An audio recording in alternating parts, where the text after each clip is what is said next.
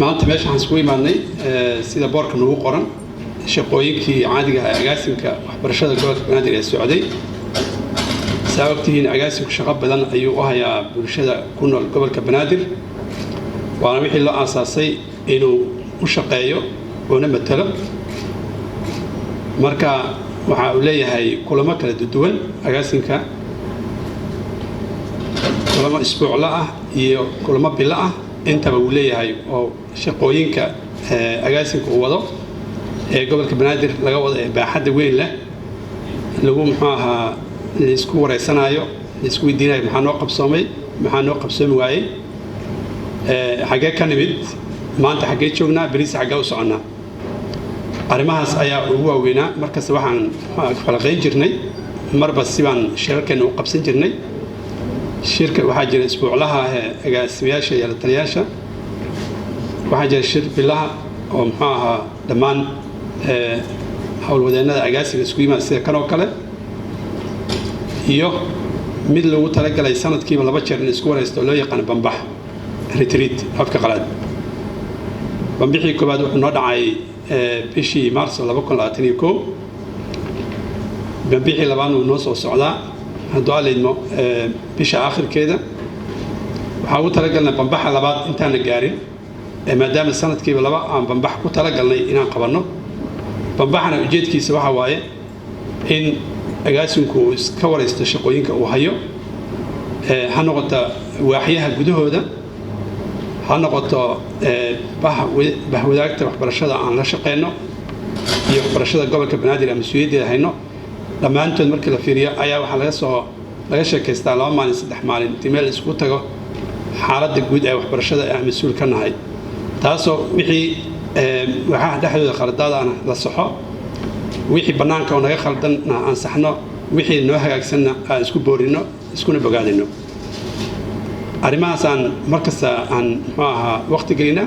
hadda waxaa noo soo socda bambixii weynaa ee sanadka aan ku gabagabeynay si kaas aan u gaarnaa marka kan u qabanay inaan ogaano maxaa xagee maraynaa marka midkan waa mid ay u dhan yihiin howlwadeennada agaasimka dhammaantiis ka dambana waa mid ay ku sheekaysanayaan waaxaha agaasimayaasha iyo taliyayaasha hadduu aleedmo maamulka gobolka qaybiska duwanna ay kasoo qaybgeli doonaan hadduu aleedmo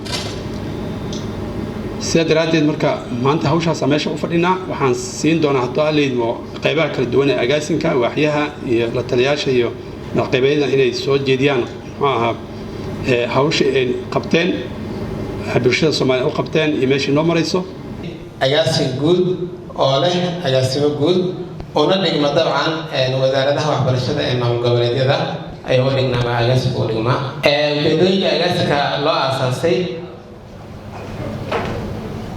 ujeedooyinka agaasimka loo aasaasay waxaa ugu weyn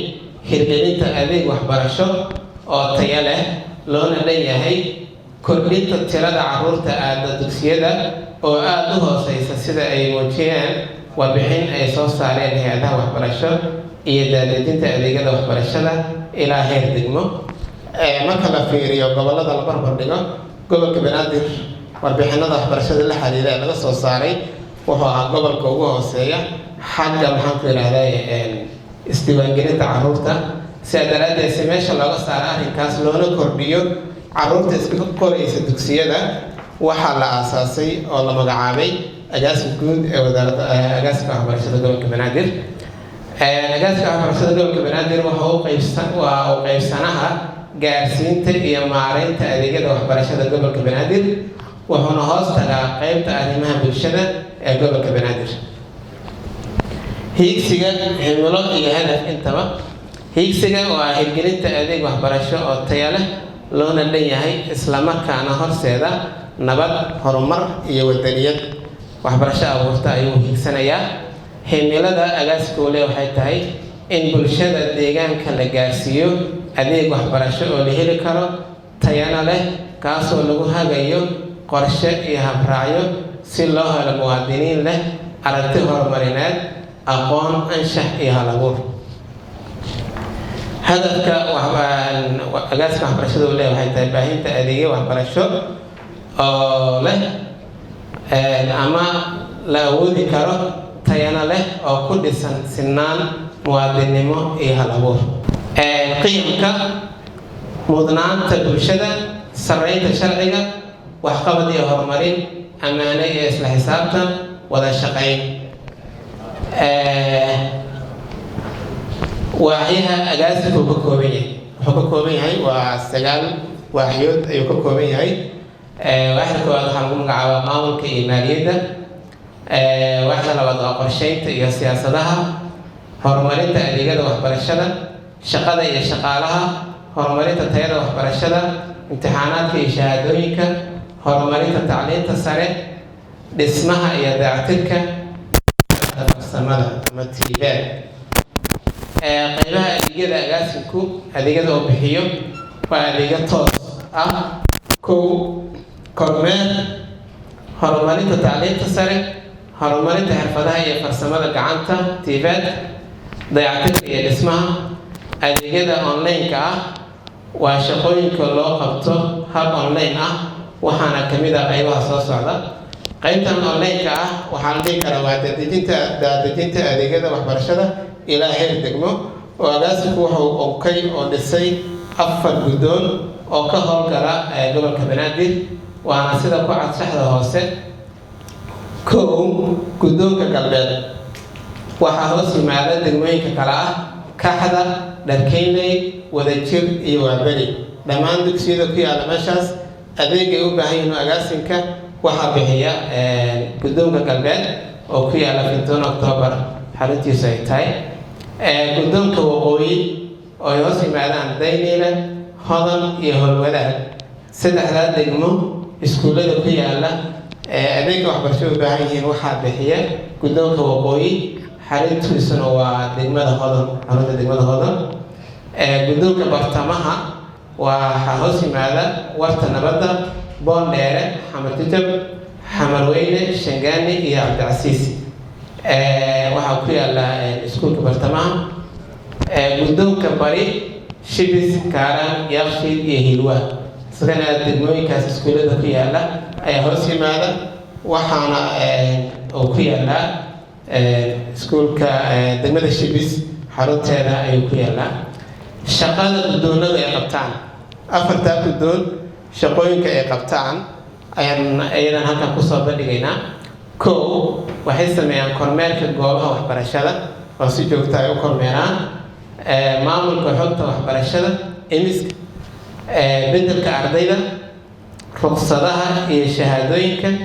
caafimaadka dugsiyada ma ahan mid saxan waa in sidaan looga helaa xogteeda ayadoo xataa ku qoran tahay ayada ay ku qoran tahay sidaan soo uma jeedaan dhammaantood ardayga xogtiisa ku warda markii laga qaadana waa kaasa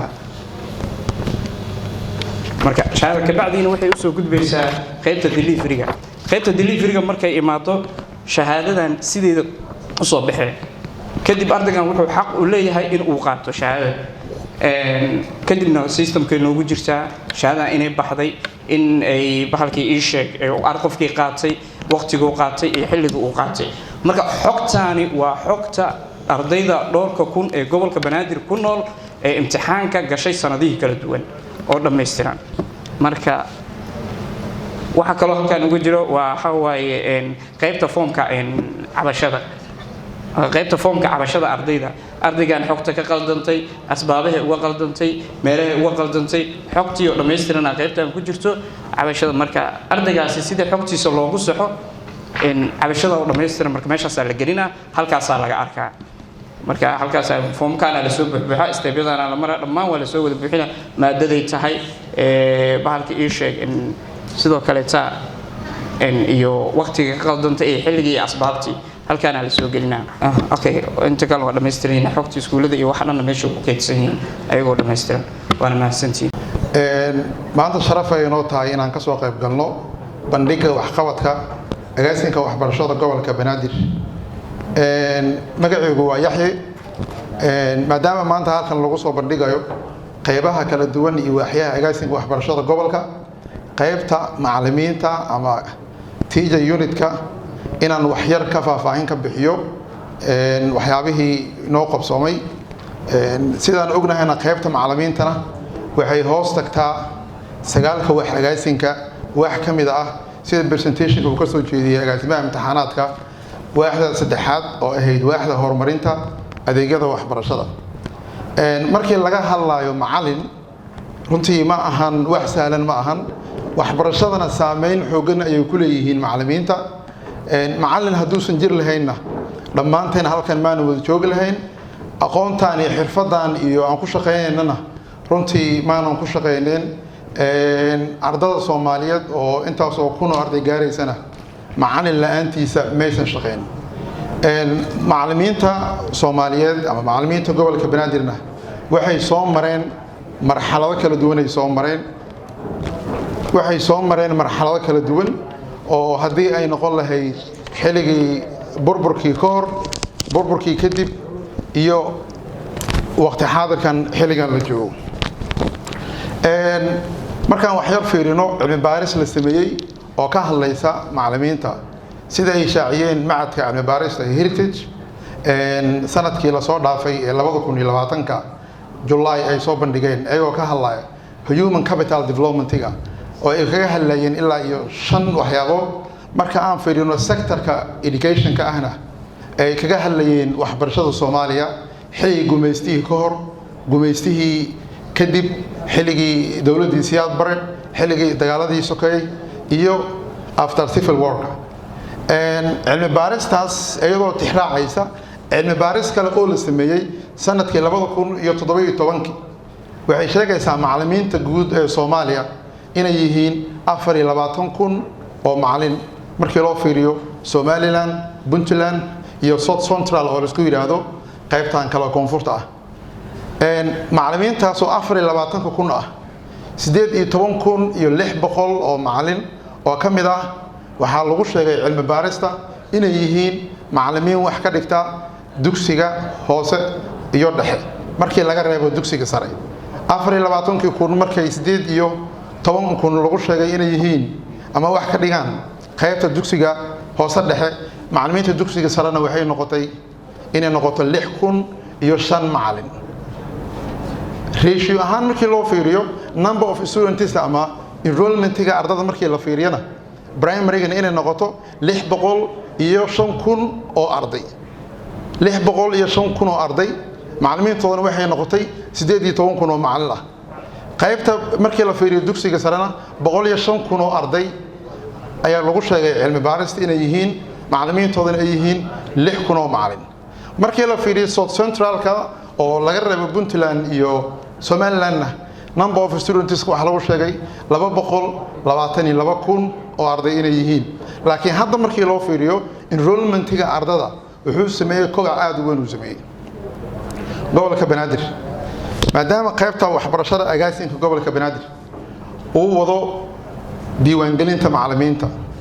iyo in macallimiinta loo sameeyo tababaro. waxaan sameynay in la diiwaangeliyo macallimiinta gobolka Banaadir ka hor intaan loo guda galinna macallimiinta dugsiyada private-ka wax ka dhigta in la baaray macallimiinta aan haysano oo dugsiyada dadweynaha wax ka dhiga 27,000 oo arday oo dhigata iyo macallimiinta ka shaqeysa waxa ay yihiin. macallimiinta aan haysano waa macallin noocee, meeqa macallin oo qualify ah haysana, meeqa macallin oo aan qualify ah haysana, meeqa macallin ah haysata maadada diblomada oo u baahan in training loo sameeyo 2 sano loogu daro teacher training. meeqa macallin ayaanan haysan oo xirfadan ku shaqeysta. how many teachers are 10 sano ka soo shaqeynaya macallinimada oo full experience ah oo 10 sano experience haysta oo u baahan in tababar loo furo, then la siiyo certificate ama aqoonsi in la siiyo. intaas oo dhan waxaan ku sameynaa marka hore macallimiinta dugsiyada dadweynaha waxaana noo soo baxay ama noo cadaaday number badan macallimiinta aan haysano kuwa qualified ah iyo kuwa diblomada ah. waxaa sidoo kale meeshaasi ka soo baxay maadooyinka si dabar go'ayo u baahan in jaamacadaha Soomaaliya haday ugu horan lahayd jaamacadda ummadda in macallimiinta la soo saarayo laga dhigo maadooyinka si dabar go'ayo oo ay ka mid tahay maadada tarbiyada iyo carabiga oo ayaga u baahan in macallimiin badan oo maadooyinkaas dhigta in la soo saaro. dugsiyada private-ka diiwaangelinta bariyahan socotay oo macallimiinta ah mar raba inaan wax badan dhinacaas ka hadlo, madaxdii ka hadashay laakiin ujeedka loo diiwaangelinayo macallimiinta gobolka banaadir waxa weeye in la tiro koobo ama la helo number of teacherska meeqa macallin ayaa ka shaqeysa gobolka banaadir.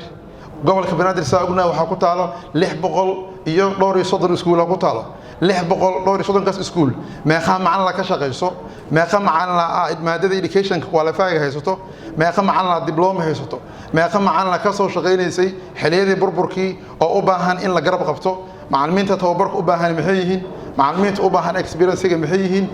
in dhammaan intaas oo dhan la gaaro ayay qayb ka tahay in macallimiinta gobolka banaadir la diiwaan geliyo. see loo diiwaan gelinayo marka gobolka banaadir sida aad ka arkayseen shaxda gobolka banaadir wuxuu u qaybsamaa 4 guddoon loo qaybiyay qaybta waxbarashada marka la yiraahdo waa guddoonka waqooyi guddoonka galbeed guddoonka bari iyo guddoonka bartamaha.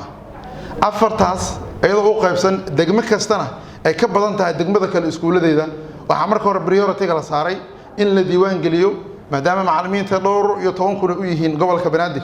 macallimiinta ka shaqeysa guddoonka galbeed ee gobolka banaadir saa ognaana guddoonka galbeed wuxuu ka kooban yahay 4 degmo ay ka mid tahay degmada Waaberi oo ay ku taalo 15 iskuul 15kaas iskuul meeqa macallin ka shaqeyso meeqa dumar ah meeqa rag ah degmada Waaberi degmada Wadajir oo ay ku taalo 64 iskuul meeqa macallin ka shaqeyso meeqa tababar u baahan degmada Dharkeley 71 iskuul ku taalo maxaa u baahannahay macallimiintaas iyo maxay yihiin macallimiinta ka shaqeysa degmada Kaxda 34 iskuul ayadana ku taalo total markii la isku dardaro 181 iskuul guddoonka galbeed waana meesha laga bilaabay in macallimiinta guddoonka galbeed la diiwaan geliyo lana siiyo identity ama ID card aqoonsi ah kaasoo cadeynaya macallinka inuu macallin yahay ID card kaasoo macallinkana ka saacidayo waxyaabo fara badan oo ay ka mid tahay amnigiisa haddii bari loo baahdo tababar in la sameeyo macallimiinna loo sameeyo waxaa fududaanaysa macallinka in la haayo magaciisa meeshuu degan yahay meeshuu kasii degan yahay iskuulku wax ka dhigo maadadu dhigo takhasuskiisu wuxuu yahay iyo wuxuu u baahan yahay levelku taagay macallinkan macallin qualify miya macallin unqualify miya macallin diploma miya muxuu u baahan yahay macallinka in intaas oo dhan in la helo ayayna sidoo kale ka saacidaysaa sidee macallinka loo diiwaan gelinaa marka iyadoo la tixraacay awaamirta agaasinka madaxda agaasinka gobolka banaadir maamulada dugsiyadana lagu wargeliyay in xogta macallimiinta ay soo gudbiyaan xogta macallinka markii la soo gudbiyo ay timaado qaybta unitka macallimiinta agaasinka ee waaxda horumarinta ahna wuxuu maraa dhowr process shaqaale waxaa jira agaasinka u diyaariyay oo ka shaqeynaysa xogta macallimiinta inay axreeyaan ay systemka geliyaan hadhow markuu ay dhikaarka macallinka la siinayna in processka hubinta inuu soo maro and then la marsiyo processka saasna macallinka uu ku qaato ay dhikaarka halkan waxaa idin kaga muuqda systemkaas oo agaasinka waxbarashada gobolka banaadir oo ugu talagalay macallimiinta dhammaan gobolka banaadir joogta in daatadooda la geliyo oo halkan lagu diiwaan geliyo systemkan macallinka wuxuu ka saacidayaa oo agaasinka u fududeynayo in la geliyo CV-ga macallinka in meeshan lagu dhaxaro shahaadooyinka macallinka in la geliyo in sidoo kale la geliyo warbixinada macallinka iyo degmadu degan yahay xaafadu degan yahay email walba waxyar hadaan fiirino systemka hadaan waxyar fiirino waxa hadda lagu jira dhowr iyo intaas oo number oo macallimiin ah kuwaasoo la marsiin doono process la marsiin doono and then markaasna ay noqon doonto mid